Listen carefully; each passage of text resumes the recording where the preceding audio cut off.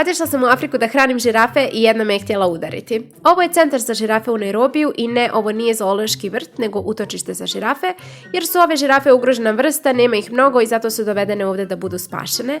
Ali mislim da im je ovdje stvarno prelijepo, imaju ogroman prostor i prilaze vam samo ako žele da priđu, a ako ne žele ne moraju. Recimo, neki jednostavno ne žele da dođu, ovdje trenutno nije bilo muških žirafa, nego su bile samo ženske, a rekli su nam da su muške inače bolje, u smislu da su mirni, kulturni i tako dalje, a da su ženske agresivne. Vi dobijete malo hrane da ih hranite, a hranite ih tako što im ispružite hranu i samo im spustite na jezik. Međutim, naravno ne smijete da im se previše približavate, da ih pipate i tako dalje, ali one znaju biti iznervirane jer ih neka djeca čikaju kao hoće da im daju pa neće i onda one se naravno iznerviraju i postanu agresivne. Meni se to desilo, ja nisam znala da je dijete prije mene čikalo žirafu i kad sam htjela da joj dam hranu, krenulo je da me udari glavom i ja ne znam kako sam ja to izbjegla, ali hvala Bogu jesam. A ova mala žirafa koju vidite je stara samo 7 dana, znači vi možete da vjerujete da ona živi 7 dana, a da je tolika. U svakom slučaju ovo je bilo stvarno jedno jako zanimljivo iskustvo.